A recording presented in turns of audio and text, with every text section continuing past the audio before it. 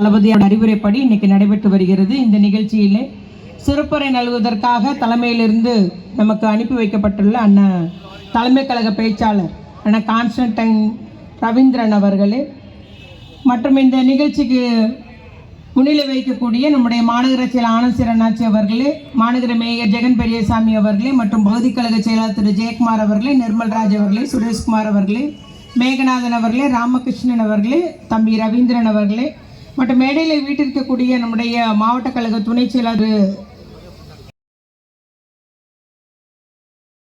நம்ம கழக மாவட்ட கழக பொருளாளர் அண்ணன் சுசி, தலைமை கழக பேச்சாளர் திரு சரத்பாலா அவர்களே, பொதுக்குழு உறுப்பினர் அண்ணன் கோட்ராஜன் அவர்களே மற்றும் மாநில மீனவர் அணி செயலாளர் அண்ணன் பிளாரன்ஸ் அவர்களே, மாநில பொறியாளர் அணி துணை செயலாளர் தம்பி அன்பழகன் அவர்களே, மாநகர துணை மேயர் ஜெனிட்டா அவர்களே, மாநில பேச்சாளர் இருதயராஜ் அவர்கள், பாலகுருசாமி அவர்களே, அண்ணன் இந்த மாவட்ட அவைத்தலைவர் அண்ணன் செல்வராஜன் உள்ளிட்ட இந்த நிகழ்ச்சியிலே கலந்து கொண்டுள்ள வட்டக்கழக செயலாளர்களே, மாமன்ற உறுப்பினர்களே,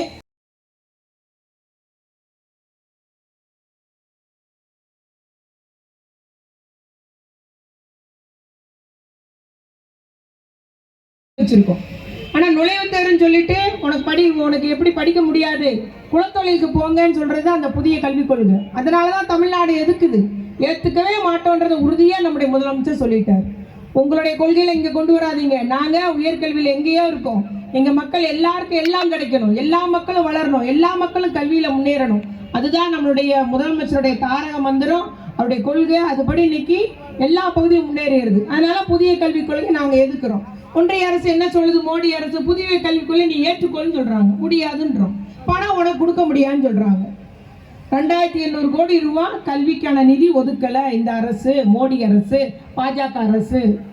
ஜல்ஜீவன் திட்டம்னு சொல்லிட்டு வீட்டுக்கு வீடு குழாய் போட்டு பைப்பு கொடுங்க, நாங்கள் கிராமத்தில் தண்ணி கொடுக்கல, இன்ன வரைக்கும் நிதி ஒதுக்கீடு நமக்கு செய்யலை. 100 நாள் வேலை திட்டத்துக்கு கிராமத்துக்கு இது வரைக்கும் நிதி ஒதுக்கீடு செய்யலை. இப்படி நிதி ஒதுக்கீடு செய்யாமல் நம்மளை வஞ்சிக்கிறாங்க.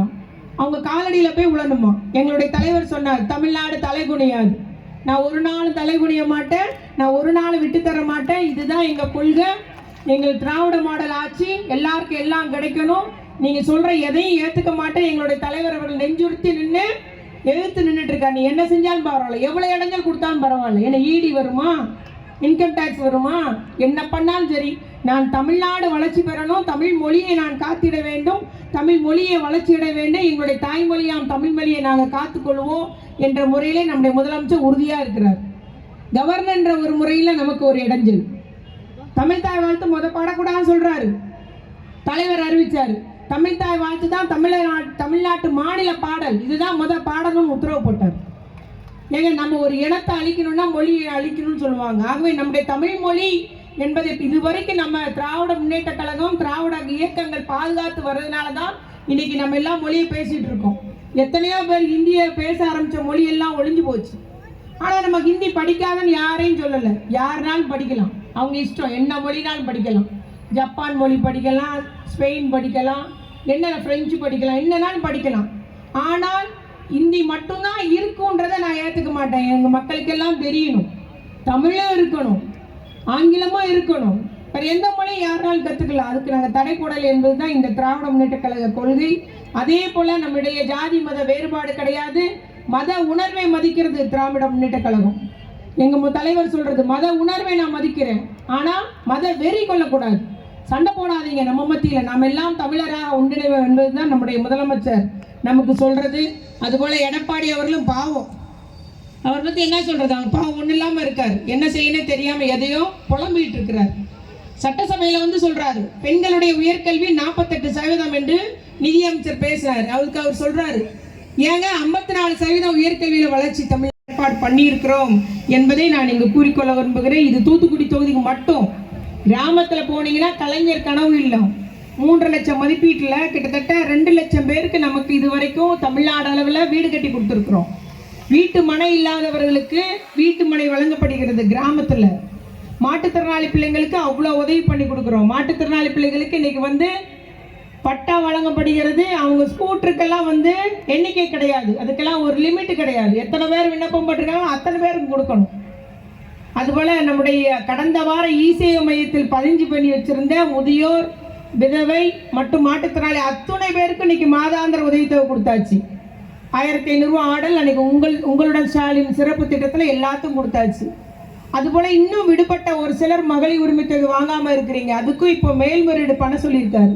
நிச்சயமாக தலைவர் சொல்லியிருக்கிறாரு, நீ எப்படி நம்ம சிறப்பு திட்டமாக 5000 வழங்கினாரோ நமக்கு, அதுபோல் நான் நிச்சயமாக இதை வரும் காலத்தில் நான் 2000 உயர்த்துவேன் என்று வாக்குறுதி தந்திருக்கிறார் நம்முடைய முதலமைச்சர் அவர்கள். ஏன்னா பெண்கள் கையில் போகிற பணம் உற்பத்தி திறனாக தான் மாறுது, ப்ரொடக்டிவிட்டியாக தான் மாறுது, அது வீணாக போகாது.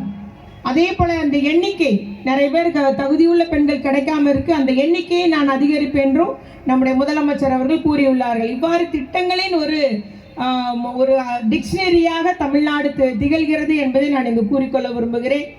ஆனால் எதிர்கட்சிக்காரங்க என்ன செய்கிறாங்க, எலெக்ஷன் வந்ததும் பாசம் ரொம்ப வந்துடும். அது பாஜகக்காரங்களுக்கு தமிழ் மேலே ரொம்ப அதீதி பாசம். அவங்க பேசுகிறாங்க, எங்கள் முதலமைச்சர் மோடி மன்னிக்கவும் எங்கள் பிரதம அமைச்சர் மோடி அவர்கள் எங்கே போனாலும் தமிழை தான் பேசுகிறார். ஏன்னா தமிழ்நாட்டுக்கு தேர்தல் வருது. தமிழ்நாட்டுக்கு தேர்தல் ஒரு திருக்குறள் சொன்னால் போதுமாயா? கீழடி அகழ்வாராய்ச்சி பண்ணியிருக்கோம். அந்த காலத்திலே 3000 ஆண்டுகளுக்கு முன்பே தமிழன் இந்த மாதிரி ஒரு கட்டமைப்பில் இருந்திருக்கிறான், கிணறு தோண்டி வாழ்ந்திருக்கான், வீடு கட்டி வாழ்ந்திருக்கிறான், அவனுடைய முதுமக்கள் தாலியில் தங்க அரிசி கிடைக்கிறது என்றெல்லாம் ஆய்வு எடுத்து தமிழன் நாகரிகம் இவ்வளோ பழமை வாய்ந்தது அந்த காலத்தில் இருந்து என்று சரியான ஆய்வறிக்கை ஆராய்ச்சி எல்லாம் பண்ணி முடிவுகளை நம்ம மத்திய அரசுக்கு அனுப்பியிருக்கோம். கிடப்பில் போட்டு வச்சிருக்காங்க. அவருக்கு மனசு இல்லை. தமிழன் என்ற அந்த தமிழன் என்ற இந்த இனம் 3000 ஆண்டுகளுக்கு முன்பே இருந்தது. 3000 ஆண்டுகளுக்கு முன்பே அவன் இரும்பை உபயோகப்படுத்தியிருக்கான், இவ்வளோ ஒரு கட்டமைப்போடு வாழ்ந்திருக்கான் என்பதை சொல்ல மனசில்லாத மோடிக்கு திடீர்னு தமிழில் பாசம். புதிய கல்விக் கொள்கையை கொண்டு வராங்க. புதிய கல்விக் கொள்கை என்ன? இப்போ நம்ம 10ஆம் வகுப்பு 12ஆம் வகுப்பு தேர்தல் வச்சுருக்கோம். இந்த தடவை 11ஆம் வகுப்புக்கு தேர்வை நம்முடைய முதலமைச்சர் எடுத்து விட்டார். வேண்டாம், பிள்ளைங்க ரொம்ப கஷ்டப்படுறாங்க. அதில் என்ன, நுழைவுத் தேர்வு 8ஆம் வகுப்புக்கு உண்டு, 9ஆம் வகுப்புக்கு உண்டு, 5ஆம் வகுப்புக்கு நுழைவுத் தேர்வு உண்டு. நம்ம பிள்ளைக்கெல்லாம் நுழைவுத் தேர்வு வச்சு எப்படி படிக்கும்? விளையாட்டா ஸ்கூலுக்கு போயிட்டு விளையாட்டா வந்துட்டு இருக்குதுங்க. நம்மளும் கொஞ்சம் 10ஆம் கிளாஸ் தொழில் முனைவர் ஆக்க வேண்டும் என்ற திட்டங்களை தீட்டி வருகிறார்கள். பெண்களுக்கு சுய உதவி குழுக்களுக்கு அதிக அளவிலான கடன் வழங்கப்படுகிறது. இவ்வாறெல்லாம் நம்முடைய முதலமைச்சர் நல்ல பல திட்டங்கள் மூலம் இன்னைக்கு இந்தியாவிலேயே தமிழ்நாடு முதன்மை மாநிலம் என்று யார் அறிவிச்சிருக்கா? ஒன்றிய அரசு அறிவிச்சிருக்கு. ஆனால் இங்கே உள்ளவங்களாம் எதையாவது மீட்டிங் போட்டு இவங்க எப்போ வருவாங்க? தேர்தலுக்கு வருவாங்க, அவ்வளோதான். அது எந்த கட்சியாக இருந்தாலும், பாஜகவாக இருந்தாலும், அதிமுகவாக இருந்தாலும் 4.5 வருஷம் எங்கே போனீங்க? காணுமே. இன்னைக்கு அங்கங்கே வந்து கூட்டம் போட்டு பேசிகிட்டு இருக்காங்க.